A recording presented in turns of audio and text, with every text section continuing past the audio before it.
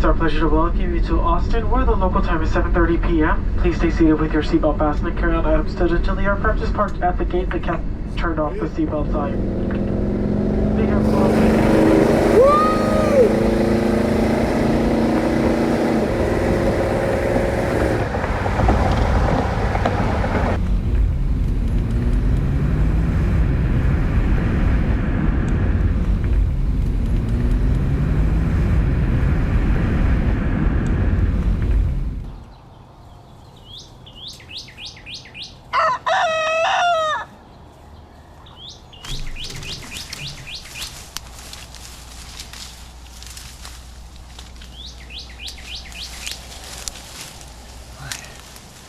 So I'm clearing bamboo, foraging for bamboo here in Texas. It's my second day in Texas.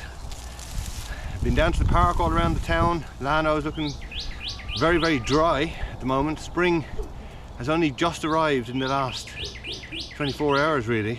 We've had freezing cold nights up until last night.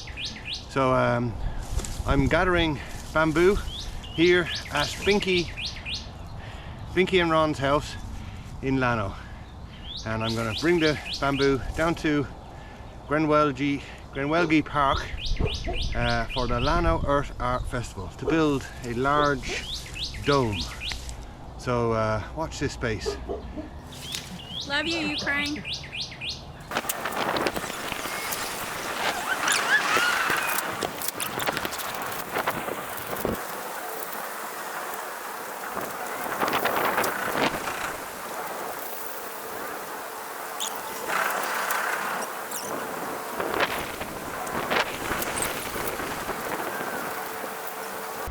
So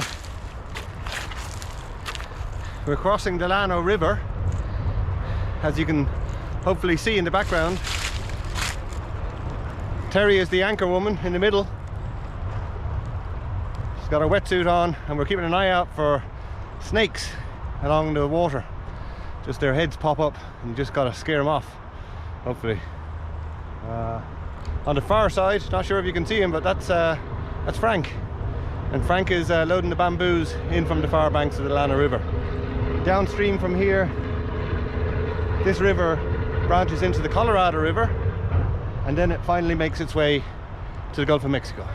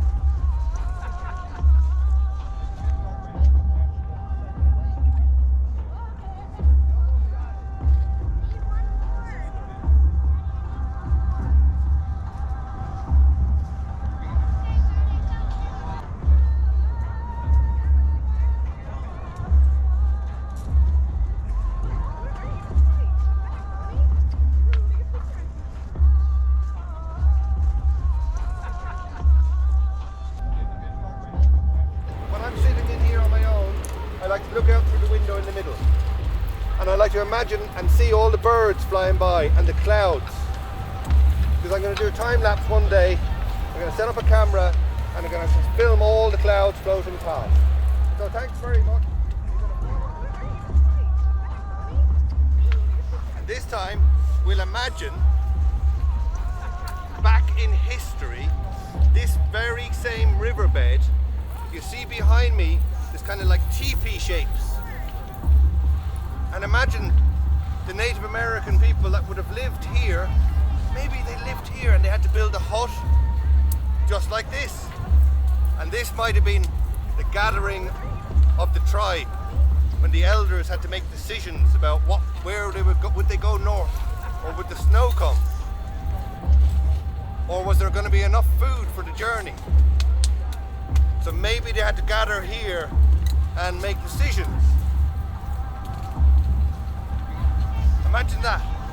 And and maybe there was a hole in the top of their hut, just like this one, and they covered the outside with animal hides and leaves and whatever they could find so they'd have shelter and protection from the sun or the rain. And then at night time when it got cold, maybe they'd light a fire in the middle. But for me, I suppose this for me is like a sacred place or a sanctuary or someplace you can go and sit down and be peaceful and quiet. So we're all just gonna fold our arms and just listen to the sounds and imagine that now for a moment. Really, really quietly.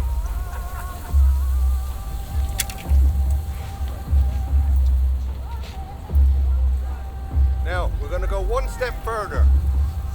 This time, we're going to have our arms folded like that again. We're going to listen and imagine the past and the future. The future as well, but we're going to have our arms folded and we're actually going to all close our eyes, because it actually helps sometimes to close your eyes. On the count of 3, and we'll be really quiet. 1, 2, 3.